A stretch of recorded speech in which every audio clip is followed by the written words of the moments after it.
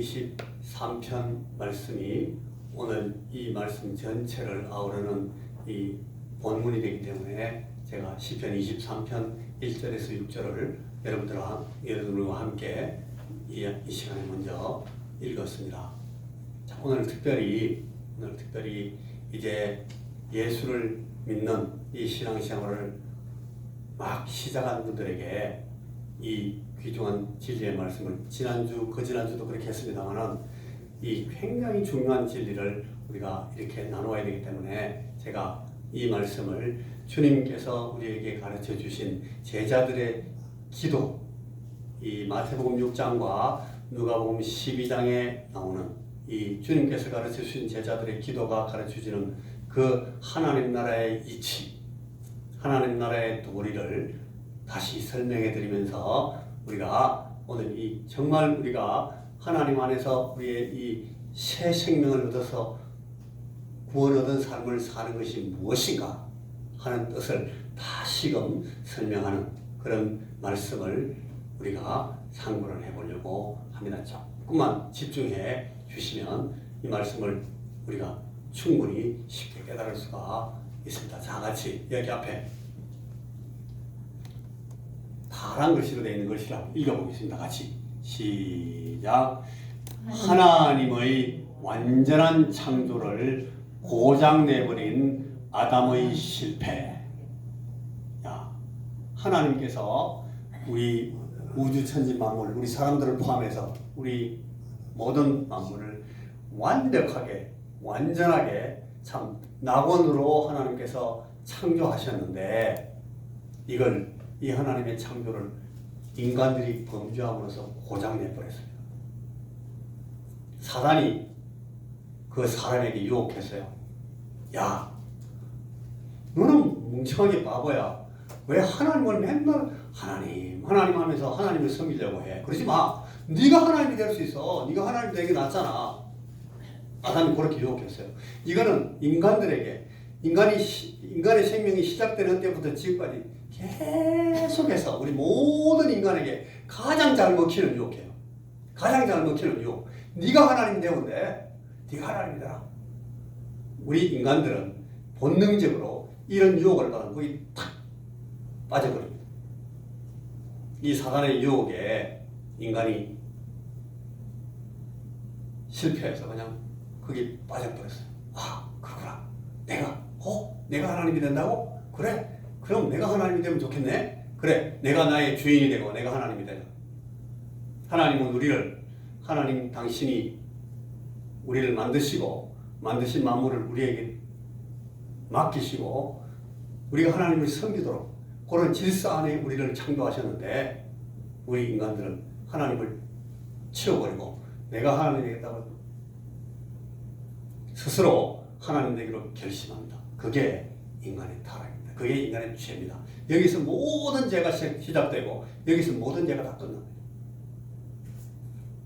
스스로 하나님이 되고자 높아져서, 이걸 성경이 교만이라고 그러는데 높아져서 자신이 자기 운명의 주인이 되고 내가 나의 주인, 나의 마스터, 내가 주인이 되겠다. 그렇게 결심했을 때 우리 인간들은 그 생명이 끝나버렸습니다. 그게 하나님과 약속이에요. 하나님을 하나님 되도록 모시는 것이 우리 인간들의 본분이고 우리 인간들의 참 모습인데 우리가 하나님을 우리의 하나님 자리에서 치워버리고 내가 하나님이 되겠다고 올라서는 순간 우리는 이제 우리를 유혹한 그 사탄의 종이 되어버렸습니다. 사단이 우리를 모아가지고 하나님과 싸우는 이 사단의 그 전쟁의 용병이 되어버린 거예요. 용병이 됐으니까 월급을 줘야 되잖아요. 사단은 우리에게 그 싹스를 줍니다. 사단이 그 죄 지은 인간에게 죄의 싹스를 지불합니다. 뭐죠? 그 죄의 품삯, 용병으로 사단과 함께 싸우기 시작한 인생들에게 사단이 주는 월급이 뭐예요? 그게 죽음입니다. 사망. 우리가 그러니까 사단의 유혹에 빠져서 사단의 종이 되는 순간 우리에게는 그 싹스로 그 죄의 싹스로 사망이 우리에게 떨어진 겁니다. 이게 온 인생들의 삶입니다. 이게 성경 전체가 우리에게 설명하는 우리 인생들의 그 불행한 모습의 그 본말입니다. 하나님의 완전한 창조를 우리 인생들이 고장내 버렸습니다. 지가 스스로 하나님 되려고 하다가 제가 여러분 개인이 다 내가 내 하나님 될 거야. 내가 내 주인이야. 하나님 필요 없어. 하나님 치우시고 비키셔. 내가 내 하나님이요. 그렇게 하는 순간 그 죄 때문에 우리는 이 모든 불행을 자초하고 말았습니다. 그게 사망입니다. 여러분 그때 이 죽음이 가르치는 것이 무엇이겠습니까? 죽음이 가르치는 것. 이거는 우리가 몸으로 숨을 쉬고 살아있지만 영적으로는 죽었다. 뭐 이런 정도의 얘기가 아니에요. 그런 얘기 아닙니다. 실제로 우리 인생들은 죽음을 살기 시작. 아담이 타락하는 그 순간부터 모든 인생들은 삶을 사는 것이 아니라 이제 그 생명을 좀먹기 시작하는 죽음에 굴복해서 그 죽음 아래 놓이고 죽음을 살아가게 됩니다. 이게 죄의 삭은 사망이다 하는 것의 뜻이에요. 이 죽음의 모든 이 증상들이 이 죽음의 권세가 우리에게 고난으로 나타납니다. 모든 죽음의 증상들이 다 이 고난이 되어서 우리의 삶을 막 깔아먹습니다. 죽을 때까지. 이 죽음의 과정이 다 종료되는 그 순간까지 계속 이 죽음의 정상들이 우리의 생명을 갉아먹기 시작합니다. 이게 우리의 인생의 삶이에요. 그러니까 아이고 사는 게 괴롭다.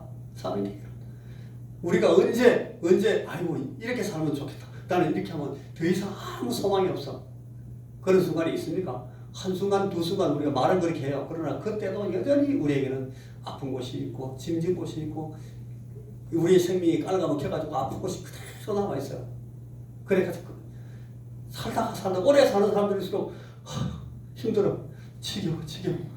우리가 그런 인생을 사는 거예요. 이게 다 여러분 우리 인생들의 그 첫 아담 그리고 그 아담에 속해서 우리가 범죄한 우리가 하나님 되기로 결정한 그 순간에 우리에게 떨어진 그 죽음의 증상들입니다. 우리가 이 사망을 살고 있는 겁니다. 그래서 우리 인생들이 당하는 모든 고난은 근본적으로 우리를 다스림으로써 우리의 주인이 됨으로써 내가 내 주인으로 내가 나의 삶을 내 운명을 내가 다스리겠다 하는 것으로서 드러나게 된 죽음의 정상들인 것입니다.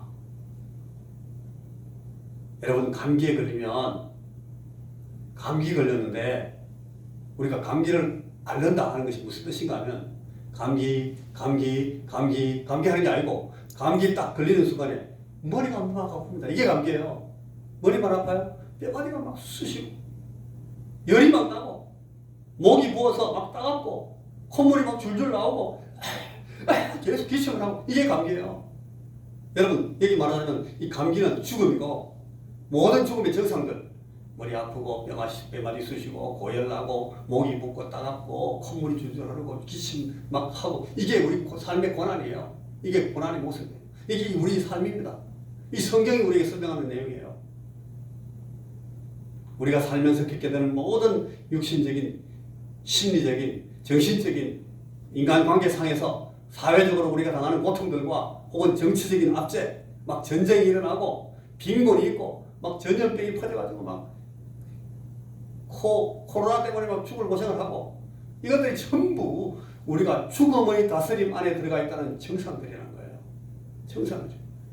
뭐 때문에 우리가 사단에게 잡혀서 범죄하고 죄의 싹을 받아서 죽음을 우리가 당하게 되는 그 순간부터 일어난 모든 결과들이에요.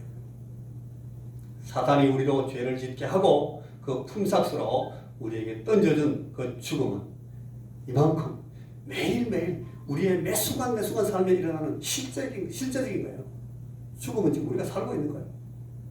나중에 죽는 것이 죽음이 아니고 지금 우리가 당하고 있는 이 모든 삶의 고통과 고난들이 다 죽음의 증상들입니다. 이게 성경이 우리에게 말하고 있는 내용입니다. 여러분 이런 성경적인 개념과 사고에 충실한 그림 하나가 있는데 여러분 이 그림을 잘 기억해 놓으시면 됩니다. 이게 소위 제가 지난번에 여러분들에게 말씀드린 적이 있습니다만 큰 나무 하나가 땅에 뿌리를 받고 서 있다가 그 땅에서 뿌리를 뽑아 올려가지고 확 뒤집어 버리면 어떻게 되겠습니까? 바로 그 그림입니다. 땅에서 뿌리가 뽑혀버린 나무 한 그루가 있습니다. 자기 생명의 근원이 이 대지, 땅으로부터 뿌리가 뽑혀서 거꾸로 나자빠진 이 나무 한 그루, 이걸 생각해 보십시오. 여러분 이 나무가 지금 살아있습니까? 죽었습니까? 이 나무는 살아있는 나무입니까? 죽은 나무입니까? 죽은 나무입니다라고 대답하시는 분이 계십니다. 좋습니다. 또 아직은 살아있습니다. 그렇게 말할 수도 있어요.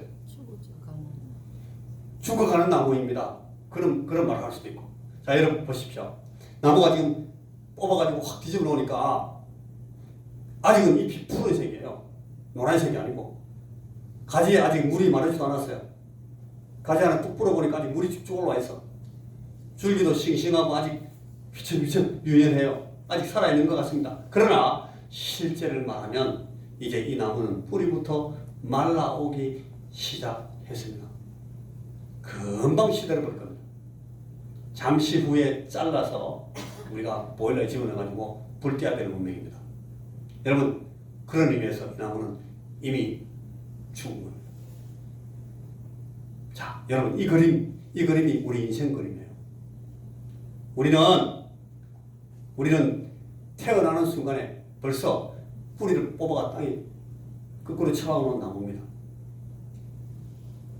아직 우리에게 잎이 푸른 것처럼 보이기도 하고 우리 줄기에 물이 올라 있는 것이 보이기도 하지만 그러나 이 생명은 점점 말라오고 금방 죽어. 이게 여러분 죽음의 정상을 그대로 보여주고 있는 인생들의 그림이에요. 이 불교나 혹은 다른 철학에서도 깊은 생각을 하고 깨달은 사람들이 이 그림까지는 다가오는 걸 볼 수가 있어요. 아, 인생은 참 이런 거구나. 그런 생각을 하고 되고 그 사람을 그런 이 인생을 깨달은 사람들 불자들 가운데 들어 있어요. 그 다음이 없어요. 그런데 우리 하나님의 말씀이 우리에게 주는 것은 이겁니다. 거기서 우리를 구원하신다. 구원이라는 것은 그 죽음의 정상을 살고 있는 그 인생에게 생명을 주시는, 새로운 생명을 주시는, 영생을 주시는 그 하나님에게로 복귀하는 것을 말해요. 이걸 구원이라고 해요. 아까 대지에서 뿌리를 뒤뽑아 올린 이 나무를 다시 땅에다 심고 거기 다시 물을 부어가지고 이 생명이 지난번에 있었던 그 나무의 생명보다 더 싱싱하도록 살아나오게 하는 방법이 있다면 그게 회복의 방법이고 그게 구원이라는 거예요. 그래서 우리에게 영생을 주시다. 우리가 하나님이 세상을 이처럼 사랑하사 독생자를 주셨으니 이는 저를 믿는 자마다 멸망치 않고 영생을 얻게 하려 하심이라 라고 말씀하신 요한복음 3장 16절에 있는 그 영생, 그 말씀은 바로 이런 생명으로의 복귀를 하는 거예요. 이 영생이라는 것은 다른 말로 설명하면 오는 세대의 생명이라는 뜻입니다. 이 세대 말고 지금 우리에게 오고 있는 다음 세대, 오는 세상, 오는 세대의 생명, 그런 뜻이에요. 이 오는 세대, 오는 나라, 하나님의 나라, 이 하나님의 나라의 생명, 이것을 영생이라고 하는데 이 하나님 나라의 생명을 갖는 것을 영생을 얻는다. 그렇게 합니다. 아까 지금까지 우리 쭉 설명했던 그 죽음을 사는 나무 뿌리가 뽑혀가지고 거꾸로 처박혀 있는 이 나무에게 새 생명, 새로 우리에게 오고 있는 하나님 나라의 생명을 얻게 하는. 그래서 하나님이 다스리시는 세상에서의 삶을 살게 되는 생명, 그런 인생, 그걸 구원받은 삶이다, 영생하는 삶이다, 그렇게 설명하는 겁니다. 여러분, 이 복음의 말씀들을 자주 들으신 분들 계시지만 이 말씀을 처음 듣는 분들은 잘 보시기 바랍니다. 이게 구원의 도리입니다. 이걸 깨닫는 것이 예수 믿고 하나님의 자녀가 되는 방법입니다. 이걸 모르면 이 구원의 도리를 아직도 깨닫지 못하면 아직도 우리가 교회에 나가고 예수 믿는다고 말하지만 아직 잘 모르고 있는 겁니다. 여러분 이걸 잘 보셔야 돼요. 구원은 영생을 주시는 하나님께로 복귀하는 것을 말합니다. 제가 여러분들에게 드릴 말씀이 많고 좋은 말씀, 귀한 말씀 많이 합니다. 할 때마다 여러분들 하는 말씀은 아이고 목사님 말씀은 어려워요. 이거보다 더 쉬운 건 없어요. 그런데 이거보다 더 귀한, 더 중요한 얘기는 없어요. 여러분 이 말씀 듣고 다 자꾸 어렵다 하지 마세요. 이걸 모르면 이것도 모르는 사람이 어디 있어요? 여러분 어렵지 않습니다. 하나님의 말씀, 이 복음의 도리는 결코 어렵지 않습니다. 근데 이 복음의 말씀을 우리의 심령으로 받아들이는 것이죠. 여러분 아까 우리가 말했던 것처럼 아담에게 매겨진 아주 결정적이고 절대적인 결핍, 더 이상 방법이 없는 나무가 돼지 땅에서 뿌리 뽑혀가지고 처방을 나가지고 더 이상 방법 없어요. 그래서 이 죽음이 오는데, 죽음이라는 것이 왔는데 이 죽음이라는 것으로 한계지어진 그 나무 안에 있는 수분이 마르고 그 나무 안에 그 엽록소가 이제 파란 것이 노랗게 변하면 금방 햇빛을 받아가지고 이 나무가 딱 말라지는 순간에 완전히 그 나무는 죽었네. 우리가 누구나 보더라도 죽은 모습으로 변해버립니다. 그때까지 남아있는 그 나무 안에 있는 수분, 나무 안에 있는 그 나머지 생명의 흔적들이 점점 말라가면서 확 끝나는 거예요. 그래서 아까 제가 물을 때 여러분들은 죽었다, 그 나무는 죽은 거예요. 벌써 그렇게 말하잖아요. 아직은 살아있지만 금방 죽습니다. 그렇게 말하는 게 정확하지만 그게 죽음이라는 거예요. 그래 이 죽음이라는 것으로 한계적 제한된 그 생명의 절망으로부터 빠져나와서 하나님의 부여하심, 하나님의 끊임없으심, 하나님은 하나님의 끝이 없다. 하나님은 계속해서 우리에게 이 생명을 주실 수 있어요. 하나님은 그 신적인 풍요로움을 갖고 계신 충만하신 분이시기 때문에 그 하나님에게 연결되어 가지고 그 하나님의 생명력, 우리에게 양분과 수분을 계속해서 공급받게 되는 그런 상황으로 착착 연결되는 그것을 구원받는 과정, 영생 얻는 것이다. 영생을 얻는 과정이다. 그렇게 설명하는 것입니다. 이게 어렵습니까?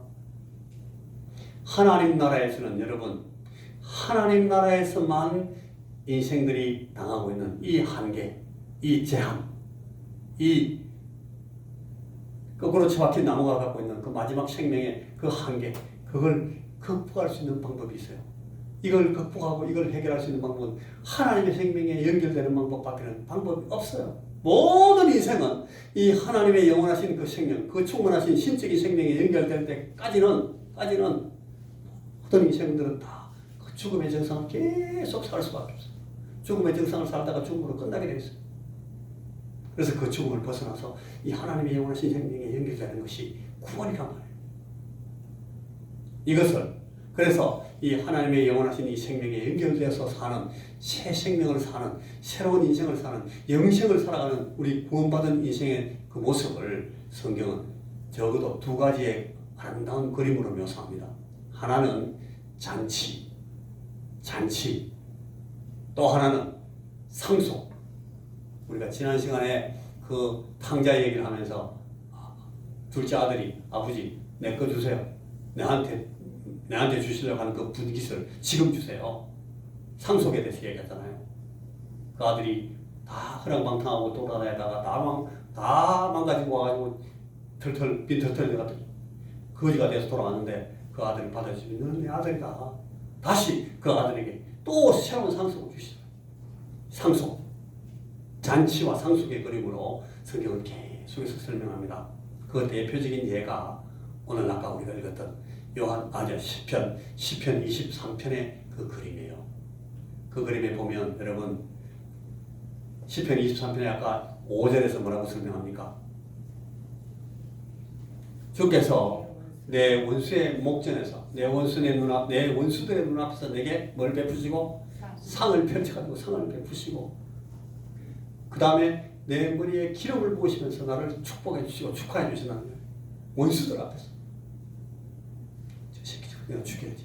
저놈은 내가 반드시 내가 지금 저놈을 그냥 목줄을 끊어놓을 거야 하면서 나를 미워하고 모든 방법을 다해서 나를 공격하고 나를 죽이려고 덤비는 내 원수들 그 앞에서 하나님이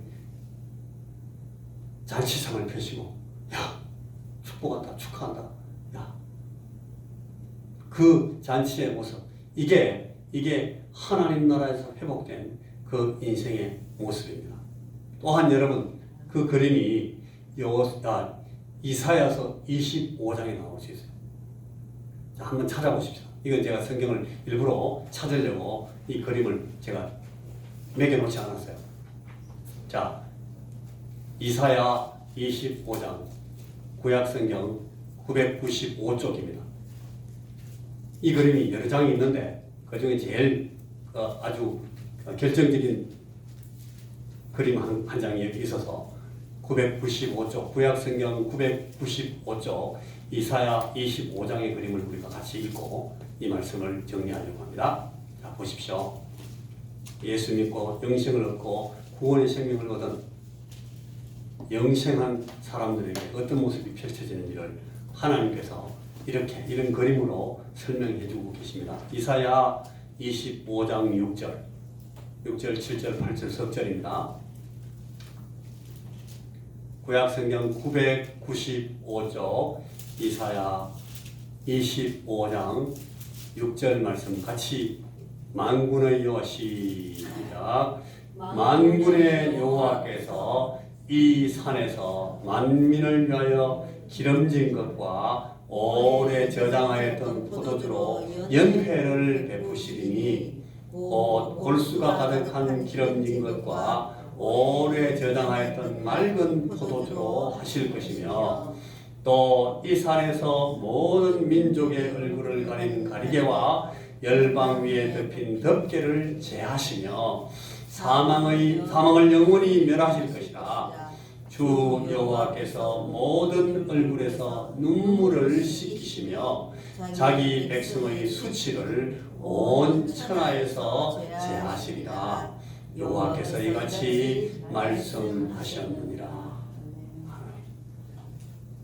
하나님께서 우리에게 이 시온에서 베푸실 하나님께서 우리에게 베풀어 주실 그 잔치의 그림을 이렇게 그려 주시고 있습니다.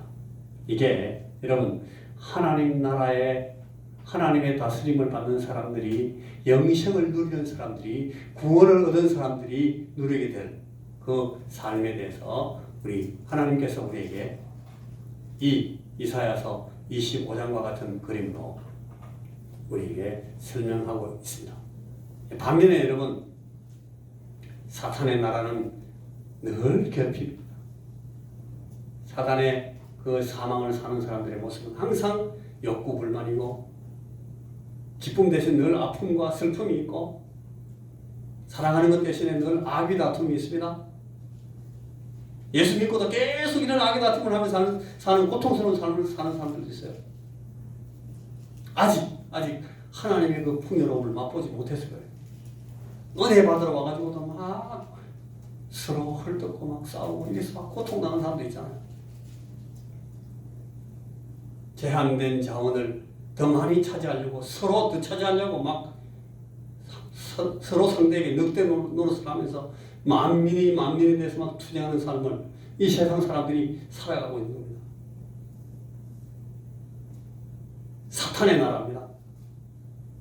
그걸 아담의 실존, 아담의 그 범죄로 말미암는 죽음을 살고 있는 사람의 모습이라고 하는 겁니다.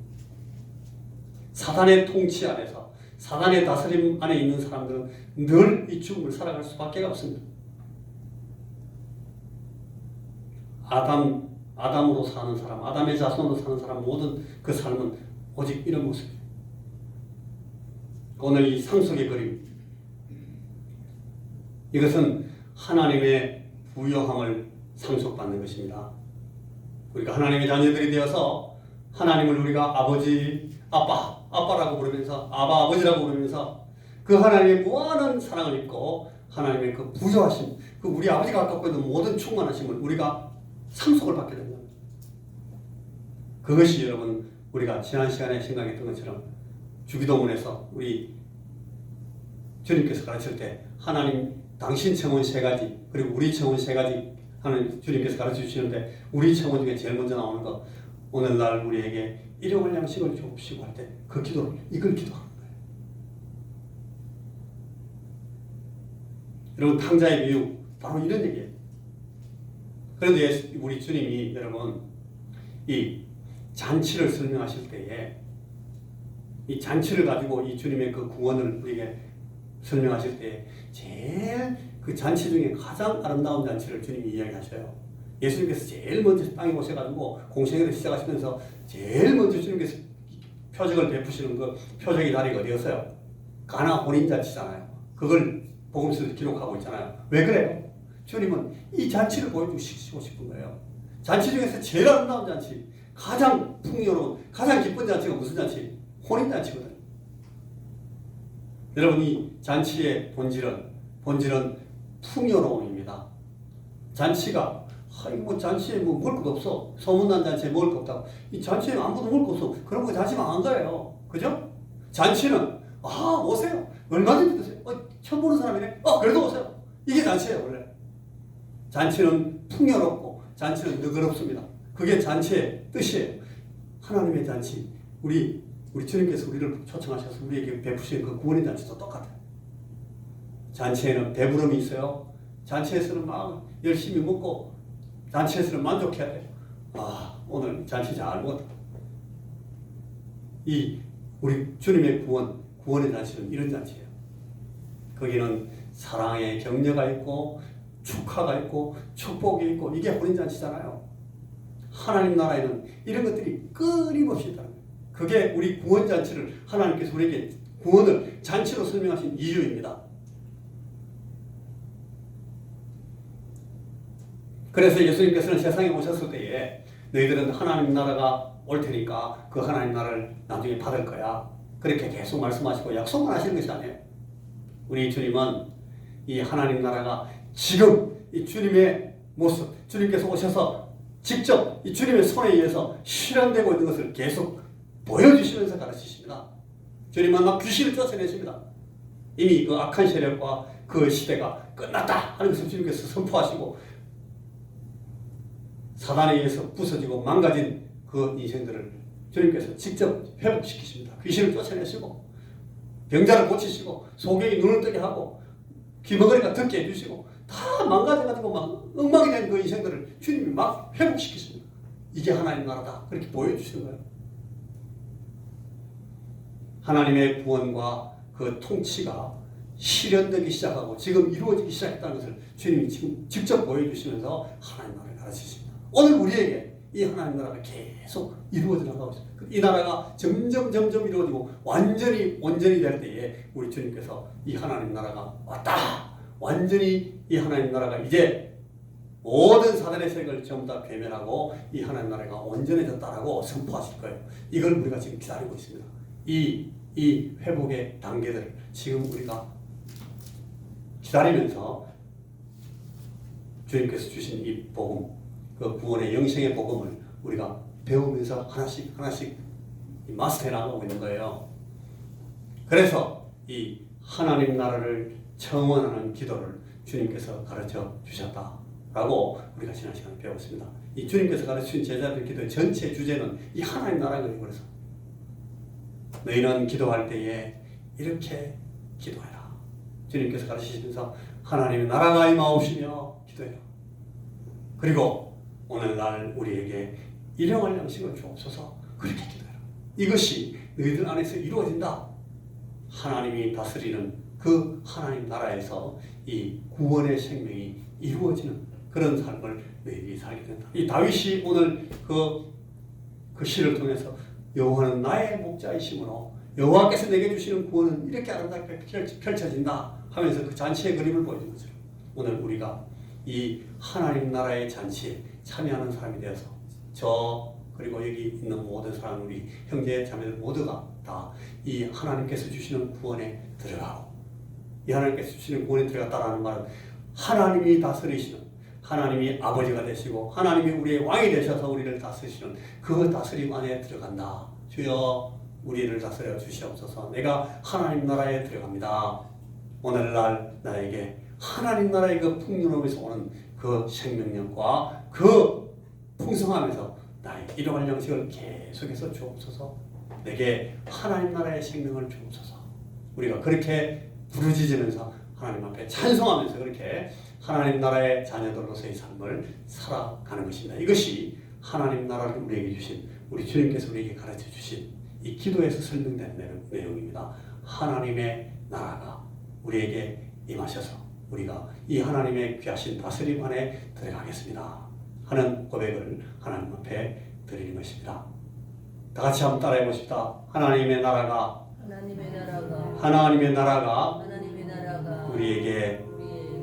우리에게 임하시옵소서. 기도하겠습니다. 주님, 우리의 이 기도가 오늘 우리의 삶의 순간순간 한마디 한마디에서 매일매일 이루어져 나가도록 주여 우리를 다스려 주시고 하나님의 거룩하신 그 구원의 생명, 영생의 생명, 영생을 우리에게 오늘도 주시옵소서. 예수님 이름으로 기도하옵나이다. 아멘.